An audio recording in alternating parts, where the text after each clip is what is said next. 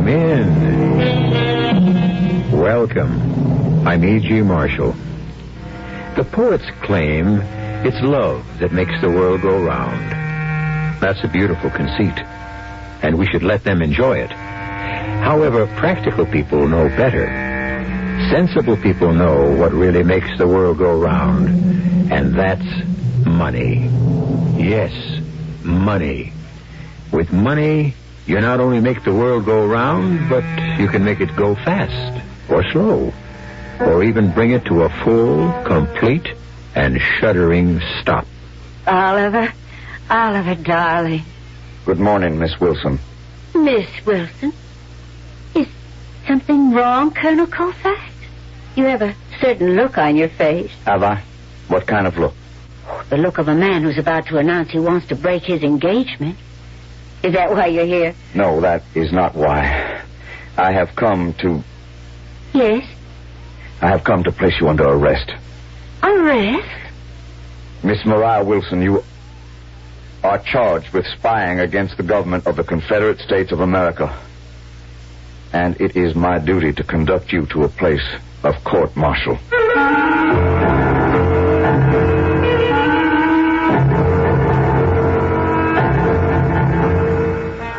Our mystery drama, Solid Gold Soldiers, was written especially for the Mystery Theater by Sam Dan and stars Michael Wager and E.V. Juster. It is sponsored in part by Buick Motor Division. I'll be back shortly with Act One.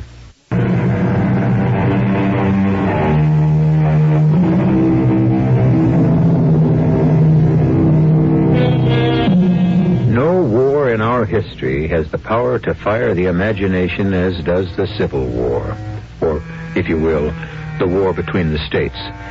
Obviously, that's because it was our very own war. It belonged to us and to nobody else. Professional and amateur historians keep fighting and refighting it constantly. If Grant had done this, or if Lee had done that, or if Longstreet or Jackson or Hood had only done something else. We're obsessed with the battles, the great bloody battles, Donelson, Vicksburg, Gettysburg, the Wilderness. But there were greater, more important, more decisive battles than these. Battles in which not one drop of blood was shed. Battles which did not occur on the open field. We're in Charleston, South Carolina. It is the beginning of the year 1863. Ah, Mr. Burton, please, be seated. Thank you. Devilish weather out there, Colonel Colfax. In here, too. I admit, sir, it is a bit warm. Warm, you say? I have no fear of the fires of Hades after sampling the heat of your fair city, sir. It does take getting used to. Sir, have you examined the list? Yes, indeed. Each and every item. You must admit it would be quite a windfall for the merchants and manufacturers you represent in Great Britain. Windfall? Bless my soul, sir. How can you call it a windfall? Look at the prices we offer you for the necessities of life and the sinews of war. Which brings us to the matter of payment. I thought we had agreed we are pledging our cotton. Cotton, yes, a most precious and valuable commodity.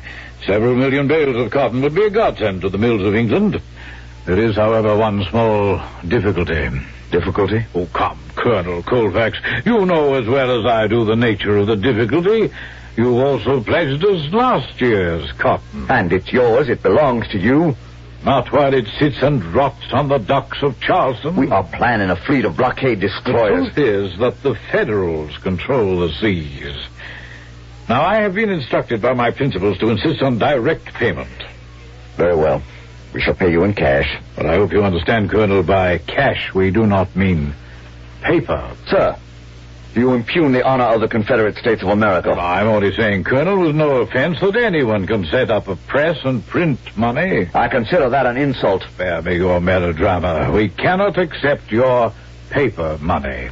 Which is another way of saying you have no faith in our government. Faith is too fragile to stand alone. It usually requires a pedestal. And one made of gold is always best. But we are winning. We won the battles at Bull Run, Chancellorsville, Fredericksburg. Unfortunately, you have not won any lately. Well, it's no secret that Lee is planning an offensive into the north, into Pennsylvania. We do not consider that a wise maneuver. It is not for foreigners to determine the tactics and strategy of our war. Ah, but you see, Colonel, it is our war also. We already are heavily invested, and you are asking us to support you further. We are willing to pay for all materials. And we must insist on payment in gold. Gold? As a down payment, as a token of good faith, $1 million in gold. But those, sir, are our terms. I am not empowered to approve of payment in gold. Well, I understand. I will have to take up the matter with the president himself. Well, naturally. I have at my disposal a steam-powered blockade runner, easily the fastest ship afloat. We can load her with the gold at night, steal out of the harbor, and be in London 12 days from now. Your merchandise can be delivered here some 20 days later. In 1 month, sir, you will have arms, ammunition, equipment, and supplies for an entire army corps. I see. Very well, Mr. Burton. I shall convey these rather harsh conditions to the president. Harsh conditions. Well, son, business is business. Not among gentlemen. Colonel, war just is not a gentleman's business.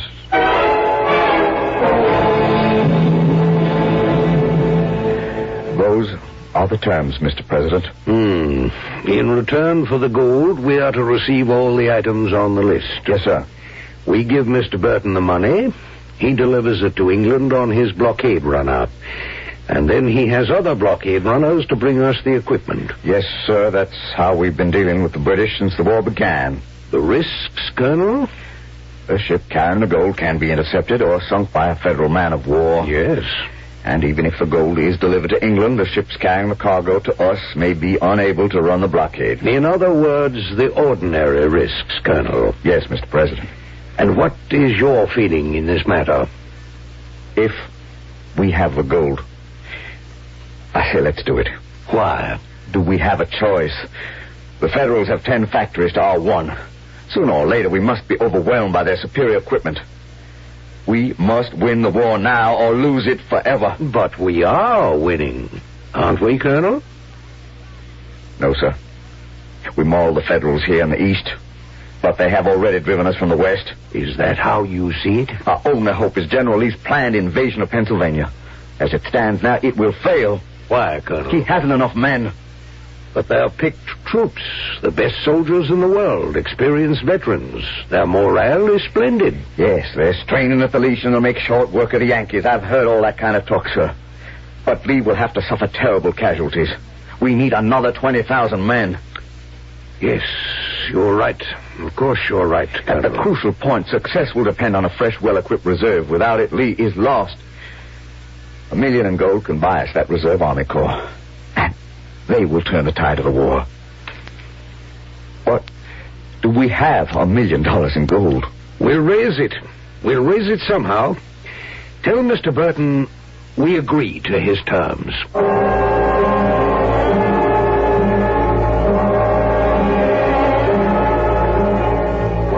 To die for one's country is to live forever. To fall in the fight is to stand with the brave. Bold sons of the South, we'll forget you never. How holy the earth that will serve as your grave. Now, ladies and gentlemen, your attention, please. Your attention, please. Thank you. Thank you. Miss Mariah Wilson, surely the foremost actress on the stage today. Thank you for your inspired recitation. Ladies and gentlemen, thank you for attending the Gold Ball this evening. These gala celebrations are being held all over the South to raise gold to buy the necessary supplies for our brave boys in the field. So give generously of your gold coins, your gold rings. In short, if it is gold, give it. Thank you.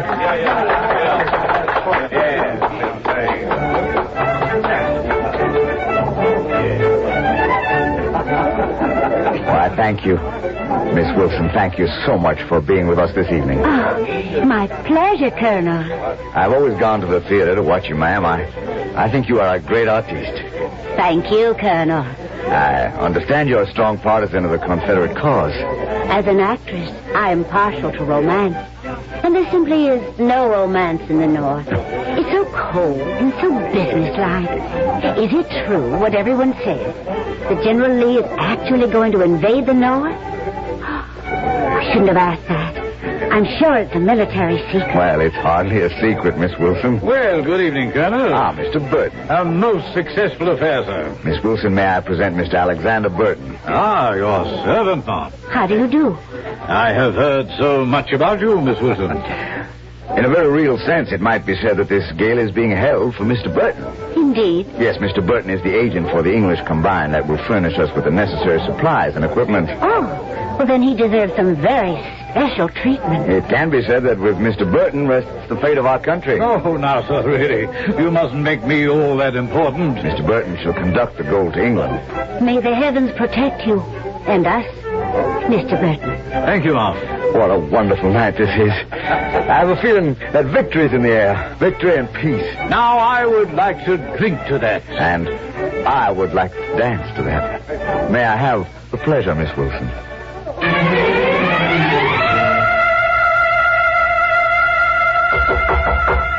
As was there. Well, I say, who's there? Well, if you're a bandit or a burglar, I warn you, I'm armed. Very well, let us find out. Good evening. Why, bless my soul, It's Maria Wilson. May I come in? Oh, yeah, to what do I owe this honor? May I ask you to put down the revolver? Firearms have always made me nervous. I confess they make me somewhat nervous as well. But once again, to what do I owe this honor? I came here because I am curious. Curious? Yes. I should like to know your name. Oh, but you know my name. Or perhaps you've forgotten. I'm Alexander Burton. No, sir. That's the discrepancy. You are not Alexander Burton, agent for the Great Britain Commercial and Manufacturing Group. Now, my dear young lady, how can you possibly say that? Well, I have two reasons. First, you're not an Englishman. Oh, your accent sounds authentic, but it's a stage accent and not the genuine article. Second, I know Alexander Burton. I met him when I played in London some years ago. Well. Yes, Mr. Burton. And, what else do you have to say to me, Miss Wilson? I don't know what your endeavor is exactly, but I am announcing to you the fact that you now have a partner. A partner? Yes, a partner. A silent partner. A silent partner. And also a dead partner. You're a very rash young woman, Miss Wilson. And I'm afraid it must cost you your life.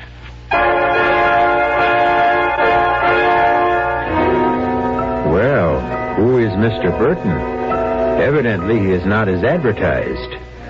We know Maria Wilson is a famous actress of the day, but obviously she's also a little more than that.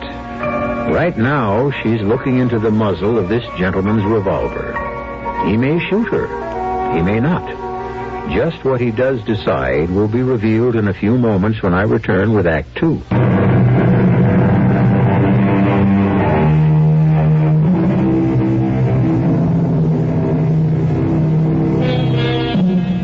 In time of war, all other things being equal, a rich army will usually beat a poor army. An army travels on its stomach, which means it needs food. And it also travels on its feet, which means it needs shoes. And it needs a great many other things, too. And these are things only money can buy. The Confederate States is raising what was, for those days, a huge sum of gold. But where is it going? Now, Mr. Burton. You see, I still call you Mr. Burton. You know you can't kill me. Why not? Before I came here, I made my plans known to a friend. And if anything should occur, that friend will notify the proper authorities. You're bluffing. Call it. Pull the trigger. Well, Well, bless us all, you are a spunky young woman. and now, Mr. Burton, how did you achieve your present position? Oh, that. Well, it was a succession of events. I happened to be in Liverpool on business. What sort of business? Oh, whatever sort of business might come up. I see. And, well, it was late at night, and I was returning to my lodgings when I saw a well-dressed man walking up the street. Suddenly, two mean-looking fellows jumped on him and started to beat him. They were thieves, of course, who were after his money. Well, each to his own trade, I always say. I had no mind to interfere. But they happened to see me and became frightened, and they just ran away. Oh. I steady, sir. Now, just lie easy. Steady. I'll call for help, and I'll get you... Oh, my head. My head. They did strike you a nasty blow or two. I must get back to the ship. No. Don't try to get up, sir. Worst thing for a blow on the old noggin. Just rest. My name is Burton. Alexander Burton. Oh, yes, sir. I've heard of you. You're sailing for America. Read all about you in the newspaper. Everything is spinning about. I'm dying. Now, sir, I live just a few doors up the street. You can lie down, and I can go for a doctor. No, get me to the ship. It sails. Get me to... Well, he was in no condition to go anywhere. So I got him into my room somehow and stretched him out on the couch. I thought there'd be a gift in it for me, you know. But he wouldn't let me leave him. He clutched my hand and refused to let go. He just kept talking to me. He was delirious. I'm going there, representing my clients. I'll drive the biggest bargain in history. I'll make them pay in gold. None of their worthless paper. Gold, $1 million in gold. Gold. Now, take me to the ship. The ship is waiting to sail. The ship is waiting for me. For me. Take me to the ship. And suddenly, he was dead. So, since he wouldn't need it any longer, I searched his pockets for money. And I looked at the sheaf of documents in his coat. And you decided to become Mr. Alexander Burton. Who is empowered to collect $1 million in gold from the Confederate government. What did you do with Mr. Burton's body? For a few shillings, you can always find some obliging gentleman. And the gold? I've discussed the matter with some of the crew who appeared sympathetic. The others will be convinced to join us, one way or another. And so the ship will take on the gold, but it will not sail to England. No, I'm afraid not. Well, now that I am your partner... Ah, yes, my new partner. My share should be 10%. That's quite a bit of money. Well, I could have asked for more, but I'm not greedy. And, just how do you expect to be paid? I expect you to deliver the money before the ship sails. Is it a bargain, partner? Yes, it's a bargain, partner.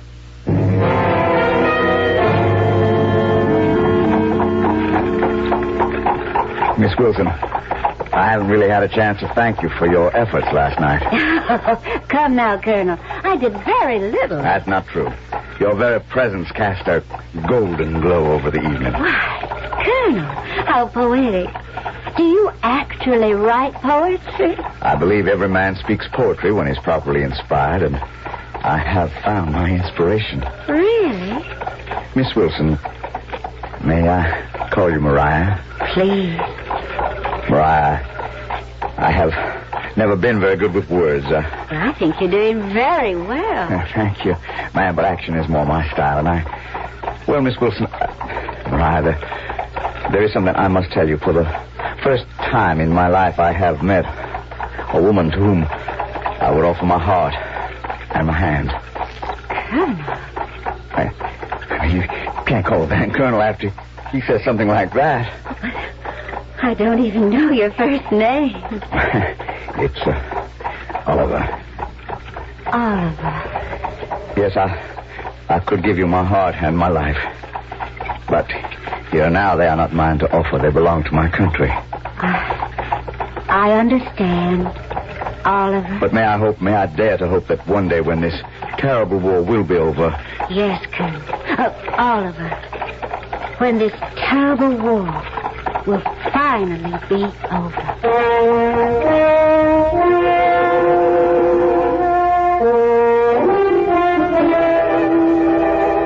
Well, Mr. Stryker, what news do you have for me? Well, all in all, the news is pretty good. What is it? Well, as you yourself should remember, you says to me, Stryker, I want you to watch that Miss Wilson woman night and day. Keep an eye on the house and follow wherever she goes. Remember? Yes, I remember. Well, just this morning, she walks out of the house, strolls down the street. I follows her, very cautious, and she turns down a deserted lane. And making sure she ain't observed, she quickly places her letter inside the trunk of an old oak tree. Hello, what's this, I ask myself. And after she leaves, I just sticks me hand in, and here it is. I thank you, Mr. Stryker. What's it say? You mean you weren't curious enough to read it? I'd need more than curiosity. I'd need to know how to read. Beautiful handwriting this lady has. Alert, blockading squadron, runner preparing to sail soon with gold shipment. Well. So think of what we have just learned about the fair Miss Maria Wilson. Should we, get rid of Miss Wilson? I could do it with no trouble at all. No, Stryker. There's always the correct way to do these things.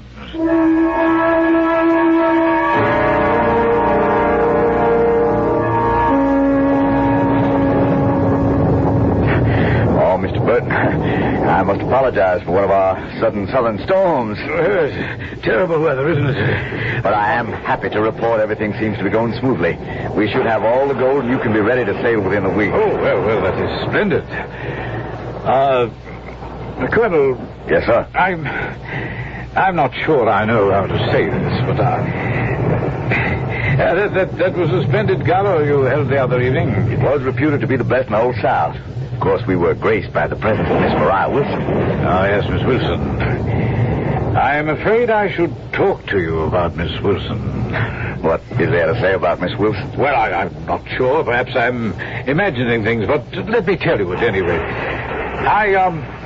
I had met Miss Wilson before we were introduced at the ball the other evening. Oh, Miss Wilson didn't seem to recall that. Met is perhaps not quite the right word. Miss Wilson played the season of 1860 in London. As a matter of fact, I attended her last performance.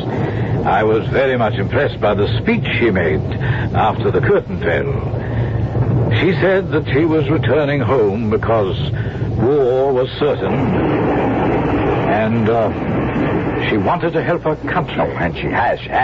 She most certainly has helped. But her country is the North. Oh, Mr. Burton, I'm positive you are in error. If only I were. No. She had everyone in tears. She hailed Abraham Lincoln as the savior of the United States. She said the South had been seized by the powers of darkness. Mr. Burton, what you are telling me is absolutely incredible. So what motive would I have for lying, for slandering the lady? I find what you are saying impossible to believe. Yes, I know, sir. That's because you were in love with the lady. Sir. If you were not in love with the lady, would it be possible? Well, I feel that I know Miss Wilson, that she cannot be what you say she is. Colonel, I know your feelings, but would you trust the fate of your country on them? Sir, Colonel, certain things are difficult to...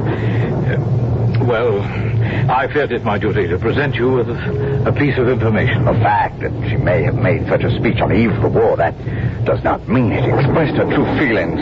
Oh, the speech sounded quite true to me. Those feelings may have changed when she came home and became convinced of the justice of the Southern cause. Would your feelings toward your country ever change, Colonel? Well, there's one way to find out. We will Search her house.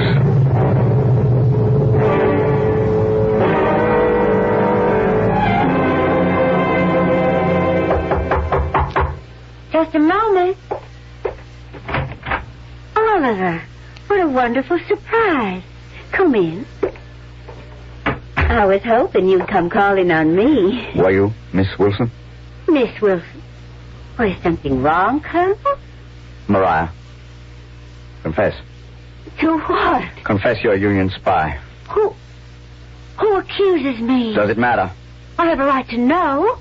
Let me face my accuser. Mariah, if we love each other, there can be no falsehoods between us. Are you a spy? Who accuses me? I have received a report of a speech you made after your final performance in London in 1860. I wasn't in London in 1860. Unfortunately, Mr. Burton happened to see you express your Union sentiments quite strongly. I played the season of 1860 in Boston. Why, if you read the Boston newspapers, well, get old copies of the paper. Mr. Burton saw you and heard you. Mr. Burton. How do you know Mr. Burton is all that he claims to be? Miss Wilson, this is unworthy of you. Mr. Burton is an English gentleman. How do you know? Mr. Burton carries all the proper documents. Can anyone here identify Mr. Burton? Well, can they? Do you intend to give a man whom nobody knows $1 million in gold and let him sail away with it? Do you? Confess, Mariah, please. And I shall find a way to spare your life. If I can, Please, Mariah, do not make it more difficult for me. Why do you insist I am a spy? This letter. It's in your handwritten script. Where did you find that? We searched your house. Oh. Alert blockading squadron. Runner prepared to sail soon with gold shipment. I see. And you are a spy. It was the best way I could serve my country. I understand. Now? Now I am forced to place you under arrest. Well, may I ask a favor, Colonel? Of course. May I be permitted to change my costume for the occasion? I should wear black. Oh, very well, Miss Wilson. Thank you.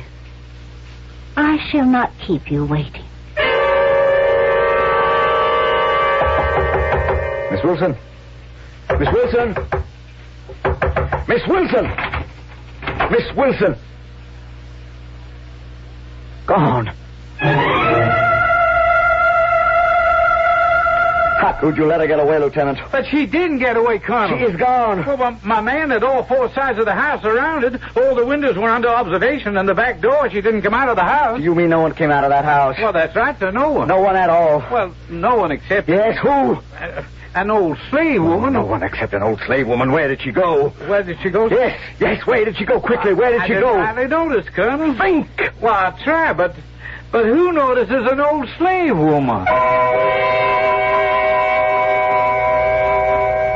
Of course, you and I know very well that the old slave lady is none other than Mariah Wilson.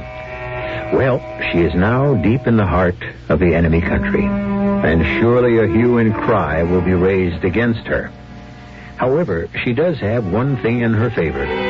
She's an actress. She can assume various roles. She has other parts to play when I return shortly with Act 3. This is the...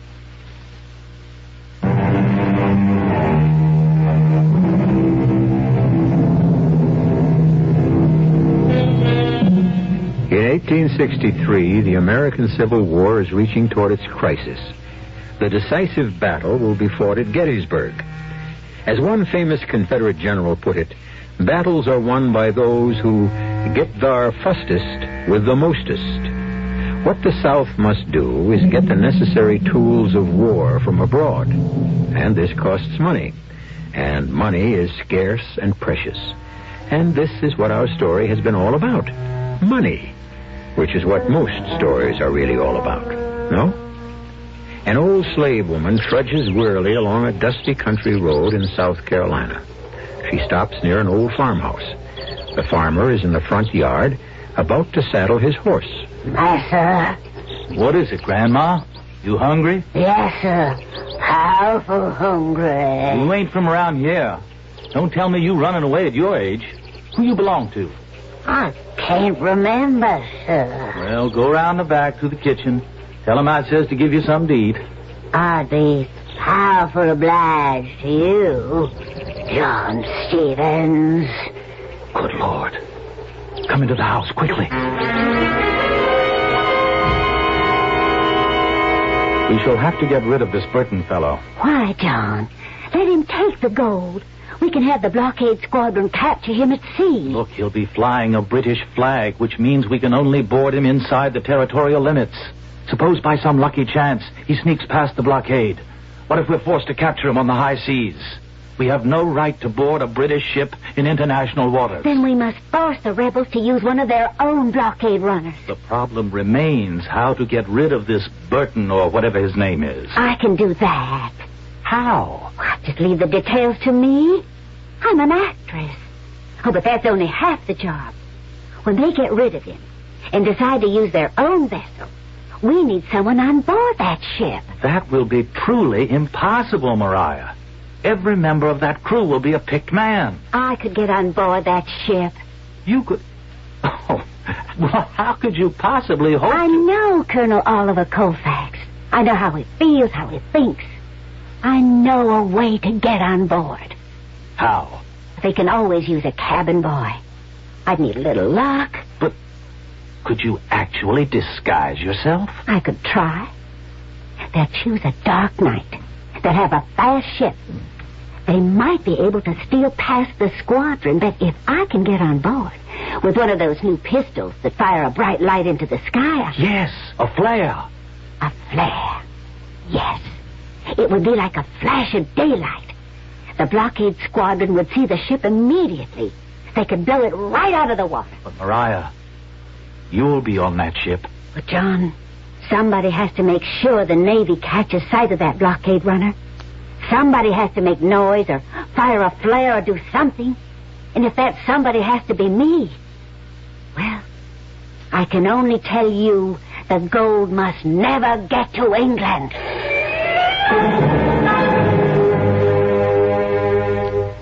Well, Colonel, tonight is the great event, eh? Yes, and it looks like favorable time, too. There'll probably be a heavy mist, judging from the weather now. Oh, yes, sir, I'm sure of the success of our enterprise. Shall you be my guest for luncheon, sir? I know of a splendid place to dine just down the street. Oh, my pleasure, Colonel. Shall we?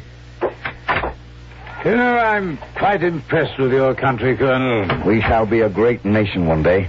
We may be poor in material things, but we are rich in spirit. Which is what really matters. Henry, it's you! Henry Atkins! I beg your pardon. They said you're going to America, and I'll come looking for you. Mom, I'm afraid you're quite mistaken. Mistaken? Wouldn't I know my own husband?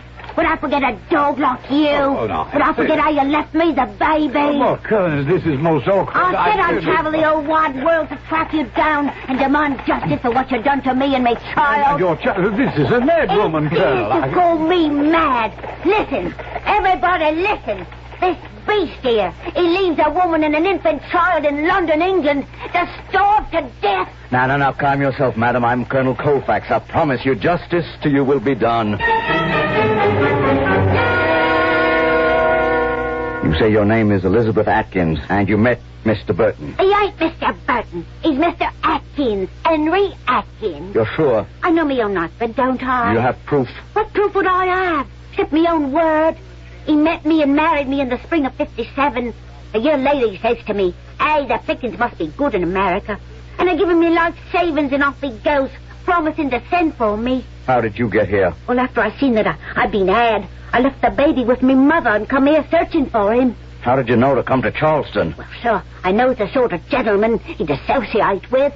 Someone said they heard he was onto a good thing down here. I see. Sir, I didn't mean to cause nobody no trouble. It's just that I need money for the baby. Want him to grow up with an education like I never had. Well, Mrs. Atkins, we shall look into this further, and thank you very much.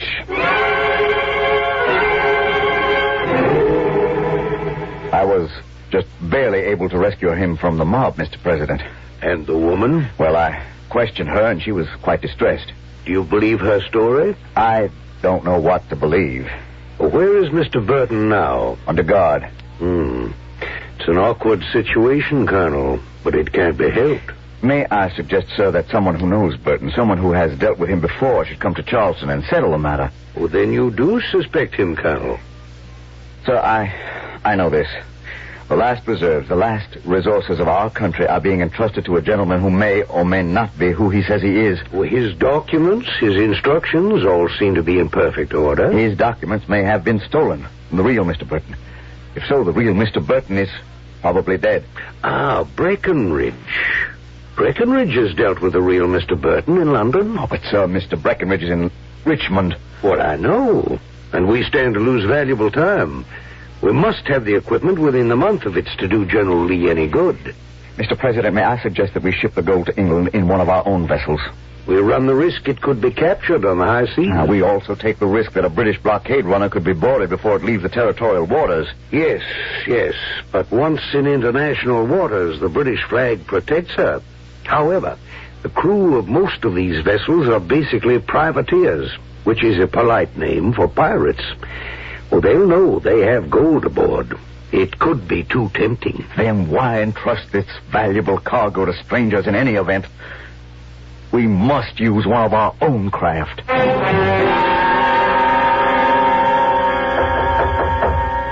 Yes, come in. Well, my lad, what can I do for you? Sir? Sir? Speak up, son. Speak up and step inside. Well? Sir, I wish to sign on the Dixie as cabin boy. Cabin boy? Why, you're too young to... I'm almost 13. What do you know about the Dixie? Well, everybody knows she's going to run the blockade tonight. What do you mean, everybody? Well, I suppose everybody does. I want to sign aboard. Oh, I'm sorry, son. You're too young. You gotta take me with you. Please. I gotta fight for my country. I got nowhere to go. Well, we'll find a place for you with some kind-hearted people here in the city. My place is fighting for my country. My place is on the Dixie. But the Dixie's a ship of war. I'm good at fetching, at carrying. I do as I'm told. Please. I'll be a good sailor.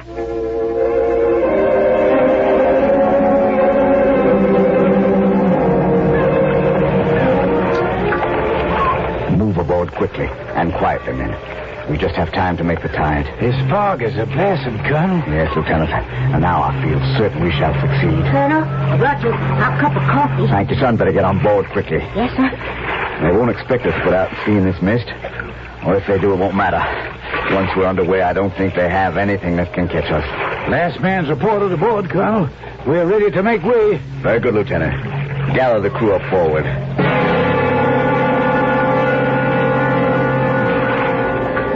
I needn't tell you, men, this is the single most important mission of the war. This cargo must get to England so we can return with the equipment we need to win. The Federals are out to get us. They'll try their damnedest. We shall move out under sail. No one is to speak above a whisper. No one is to smoke or show any light whatsoever. Cook, the fire must be out in the galley. No smoking. Sailor master, take over the ship. The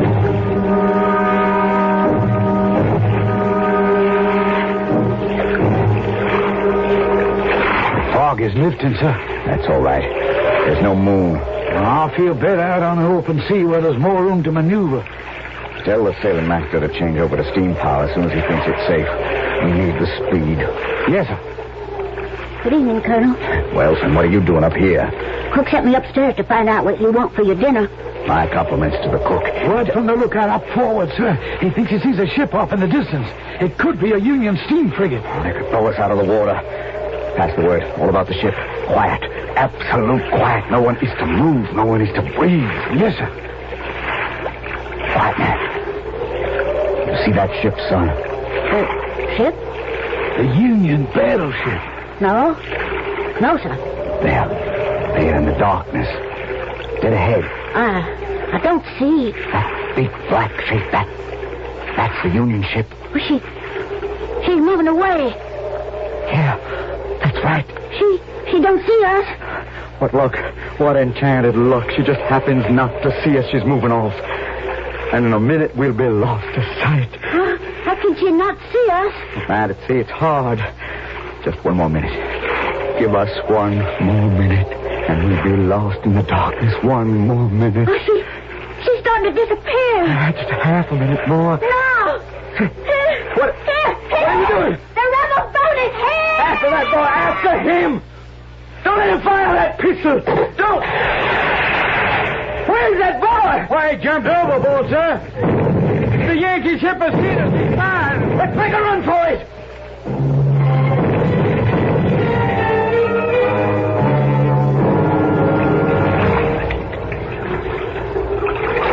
Yeah. Let me give your hand, sailor. Thank you, kind sir. It's you. Yes, me. Do you still want me to share your wrath, Colonel? I ought to. Yes? Oh, come on before you drown. Well, the ship is gone under. With the gold. I'm sorry for you, but for me, I'm glad. You were the old slave lady. Yes? And Mrs. Atkins. Yes? And the cabin boy. Yes. What am I going to do with you? Well, depends on who picks us up. One of my boats, and you're my prisoner. One of your boats, and I'm your prisoner. Miss Wilson, Mariah, I am afraid that whichever boat picks us, I am your prisoner anyway.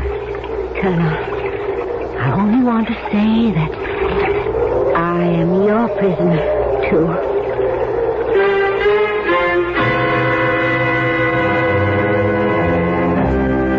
They were picked up by a French merchant ship en route to India via the Cape. The captain was happy to marry them, and by the time they could return to America, the war was over. Would that the rest of the country could have learned from them and become reconciled as quickly. All you need do is reconcile yourself to a short wait, and then I shall return.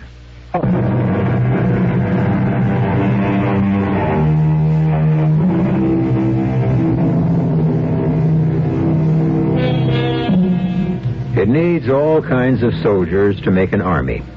Infantry, artillery, armor, and air. But the soldiers who are needed to support them all are the soldiers who neither fight nor die. The soldiers who never grow old or tired, weary or hungry. And these are the soldiers of solid gold, who will serve any master or any cause. And in the end, these are the soldiers who win. Our cast included Michael Wager, E.V. Juster, Ian Martin, Court Benson, and William Redfield. The entire production was under the direction of Hyman Brown. And now, a preview of our next tale. I brought my weapon to bear. I was about to shoot. And then I seen his face. What I mean is, he had no face. No head. No head. No, General. He was dressed in the uniform of a Hessian mercenary soldier. And it was all complete. See, he didn't have his head. Since he had disobeyed your order to halt, why didn't you fire? Sir, if any other officer asked me that, I'd answer my flint was wet, or the primer flashed in the pan, or that I shot and missed. But you know what my answer is to you, General? You were scared out of your wits. Yes, sir. And I would have been scared, too. All right, Sergeant, that's all. General Washington, I did see him. The four men with me, they seen him, too. He was a headless Hessian. This is E.G. Marshall inviting you to return to our Mystery Theater for another adventure in the macabre. Until next time, pleasant dreams.